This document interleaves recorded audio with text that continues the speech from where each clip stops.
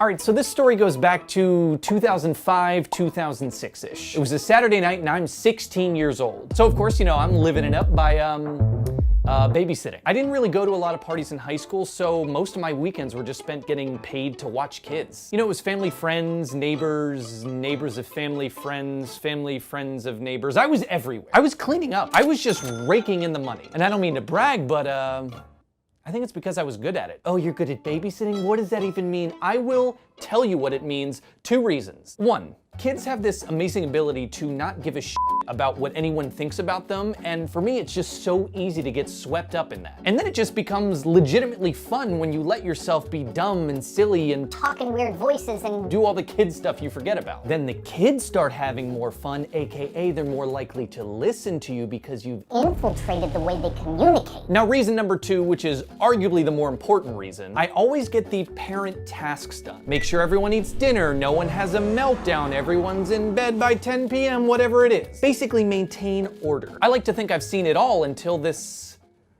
one specific night. Which brings us to this story. So like I said, it was a cool fall night. I show up at this house at like 6 p.m. or something. It was actually my first time babysitting for this family, so I kind of had my work cut out for me. We're talking 3 kids and a dog. I meet the kids and honestly, they all seem super chill, like suspiciously chill. Like the second that door closes, they're all gonna like turn their heads at me and attack me chill. Age-wise, the oldest boy is like 8, 9, then there's a girl that's like 6, 7, and then the littlest boy could not have been older than 4. I can handle that. Then I meet the dog, this little white poofy dog. I have no idea what breed it is. They tell me the dog is new and they've only had this dog for 3 months. She's pretty mean, the dad says, so prepare yourself for that. Now look, I love dogs. I've grown up with dogs my entire life, but I don't think I've ever heard a dog introduced as pretty mean. If she tries to bite you, just shake this can of quarters at her.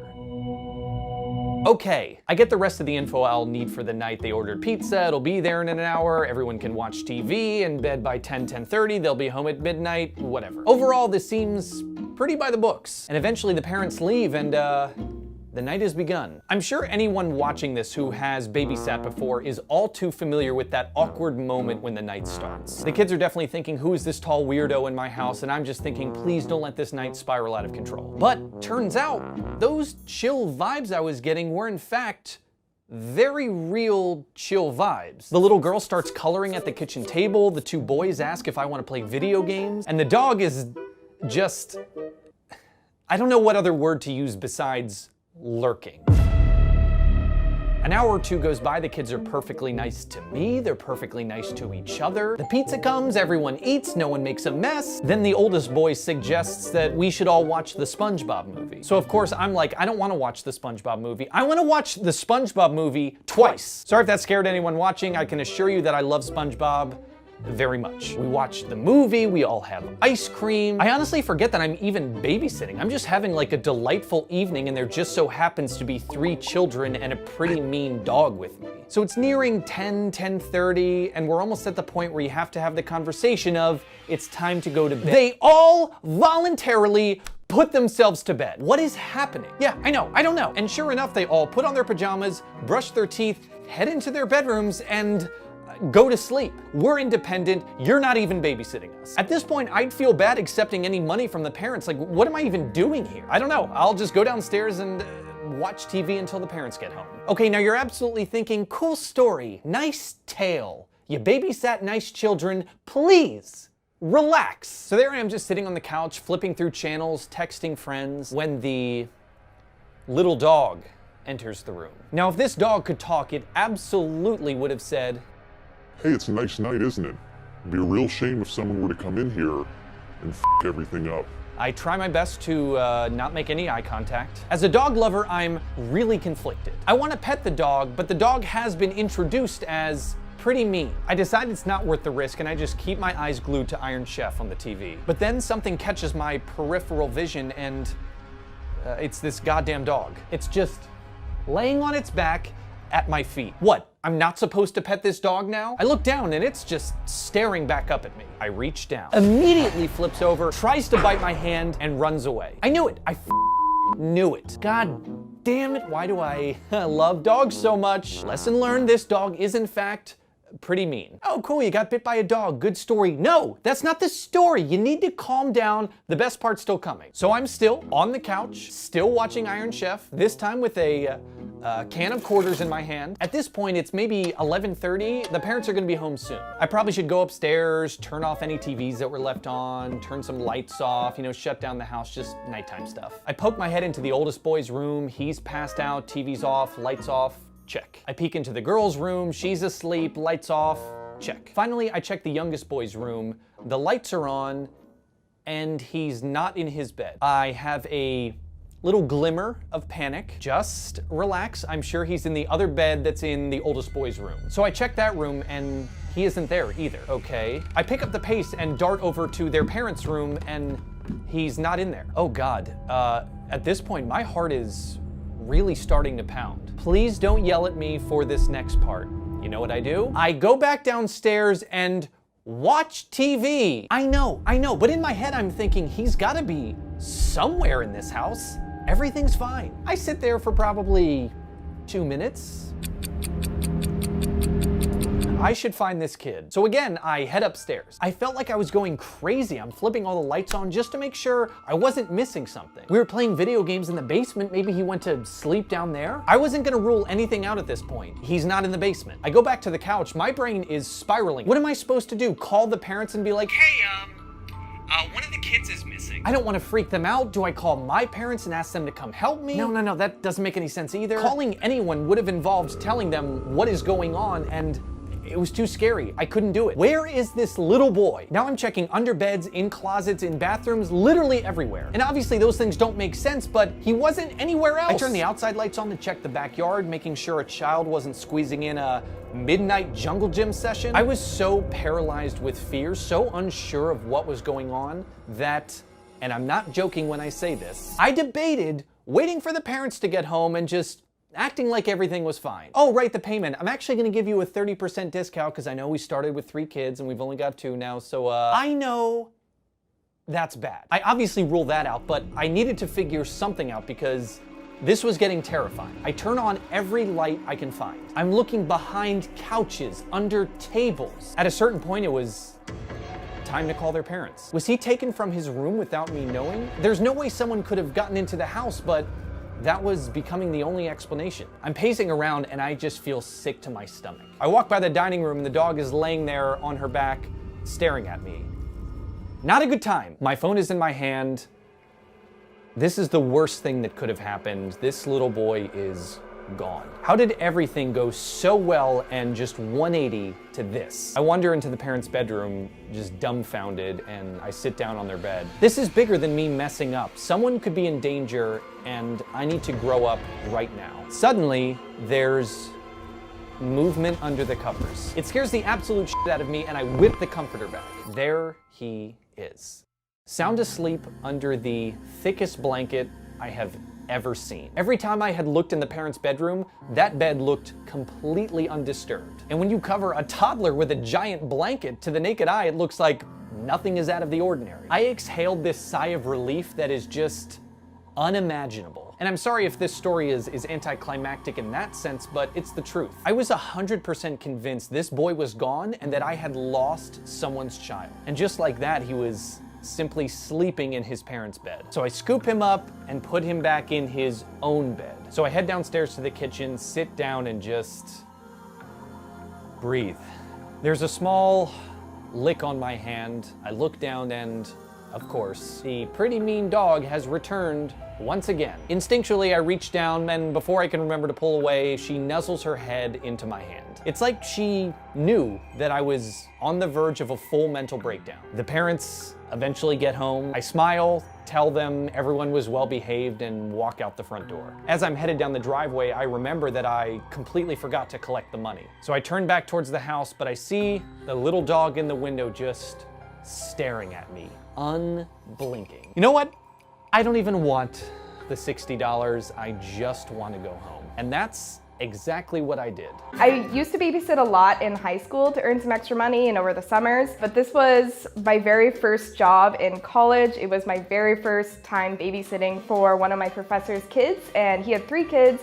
It was 2 older girls. They were in like 1st grade and 3rd grade, and then one baby who was around 12 months old. They were super sweet kids, and I could tell it was gonna be like a pretty good night. They were fun and well behaved. So the parents left, and the kids had a couple bedrooms, so we were playing in the bedrooms. And then all of a sudden, I swear it happened in like half of a second, the baby somehow ended up in his room by himself. He shut the door and pushed in the lock. So I was freaking out internally because I didn't want to scare the kids because he was obviously a baby and you can't leave them alone. Me and the two girls were talking to the baby through the door. We were trying to tell him how to open the door, but of course he didn't understand. So while the baby was locked in the room, I thought a lot about whether or not I should call the parents, whether or not I should even call the police or something. But the baby was fine, he wasn't freaking out, and I felt like he was safe. And I really didn't want to bother the parents. Like, they got a babysitter for a reason and they want like a night out. And so I'm like looking all around the house for the key. I'm like looking for stuff to try to pick this lock. I'm asking the two other kids if they know how to open the door. Of course they don't. They're convinced that he's gonna like starve alone in this bedroom, but they like run to get Cheerios and they're like sliding them underneath the door. It feels like it's been a long time, but it's probably only been like a couple minutes. While they were pushing Cheerios under the door, I was thinking, oh my God, he could choke on this and I couldn't get to him in time.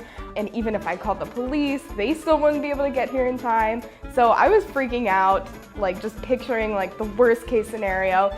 Even though it was his room, it was baby proof. The windows were locked, he's 12 months old, he can't open a window, but I was just like thinking of all these like crazy scenarios that he could get himself into while he was alone. Eventually, I found a key somehow and I unlocked the door. He was fine, all the kids were fine, and the night went on, kids went to bed great. So this whole ordeal felt like it lasted for hours, but honestly, the baby was probably only in the room for maybe 10 minutes, and it was totally fine in the end. Then the parents were coming home, and I was super, super nervous. I didn't know whether I should tell them what happened or not, because like the baby was fine. Like, I could just not tell them, and then it wouldn't even matter. But I decided to be honest, so I told them what happened. They were just like, oh yeah, he's learned how to do that recently. It's been happening a lot. And I was like, okay, like, thanks for letting me know. Thanks for telling me where the key was. Thanks for explaining how to get him out of the room. But anyway, it was all fine.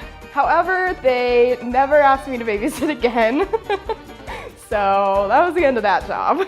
For my first babysitting job, I was 14 years old, and I was babysitting for a neighbor around the corner for two little boys, Vinny, who was 6, and Mark, who was 9. And it's supposed to be just like a simple, like, let's try you out while I go to work not far away. So it wasn't like any kind of like overnight thing. So I anticipated it being kind of light, like a few hours, slice up some apples, you know, hang out, play, kick some ball in the backyard. What ended up happening is the mother told me that the 9-year-old Mark, in fact, was kind of pissed because she told him that he could not go to a friend's house. He had to stay home while I watched them when she went to work, and he was not happy that she told him no. And so she informed me, hey, FYI, Mark might have a bad attitude because he wants to go to his friend Tyler's house. You just tell him no. He's not allowed to go. He has to stay here with you. And I was like, you got it. And so when I was like, hey kids, what do you want to do? Want to play some games? Want to color? Want to like watch a movie? Mark was like, I'm going to Tyler's house. I don't care. This kid spoke like that. And I was like, no, you're not. No, you're not. You're not leaving. And then he proceeded to storm into the kitchen, opened a drawer, pulled out a huge knife, and replied to me, what are you gonna do about it, you bitch? To 14-year-old me. And so I was like, whoa. I didn't know this friend hang was so serious. Of course, I'm terrified and shocked and insulted. He's holding the knife and he's all red-faced. And I was like, okay, just like calm down. This is not a big deal. And he was like, don't tell me what to do, because I was a new babysitter. So he's like, who's this bitch? Like, you know, it's like, he doesn't know me. His mom put me in charge. His character of being so enraged was like, I want to do this thing and she's telling me I can't, but who is she? And so I'm terrified because he has this very real, sharp knife, like 20 feet away from me. And his little brother, his 6-year-old brother, is just in the other room kind of watching all this happen. And so I was like, time out, just take a breather. And I called my mom because I didn't know what else to do. It was my first babysitting job. And she was horrified because she trusted that our neighbor, this mother, would be putting her daughter into a safe situation watching her children. But in fact, that was not what happened. My mom told me, I'm gonna call Mark's mother and you're gonna leave. And I was like, I can't leave these kids. She was like, yes, you can. You are not safe there. You can walk home. And so she called Mark's mother, who, to an astonishing reply, was very casually said, I was waiting for a day when he would do something like this. And my mom was like, what the f? If you knew that, why would you let my daughter babysit? She's like, oh, I don't like, not something like this, but just like, he's just, you know, he's got issues. I left at like right before his mom like pulled in the driveway. So I think he like kind of quarantined himself in his bedroom and like slammed the door and put on some kind of loud music or something. My father was not pleased with this. He went over to their house and basically threatened this young child, which I don't think was a good idea, and said like, don't ever come near my daughter again and all this stuff. And this tough little kid was like, I don't know, they exchanged words. My father exchanged words with like a 10-year-old. Everything was fine. Like my safety was fine. Their parents took care of them. I later found out that Mark told his father, who then broke the back window of my dad's car. So luckily everyone was okay, but it was really weird and scary, and never went back to that house ever again, and went on to babysit lovely children in the future, and drove by with caution every time after.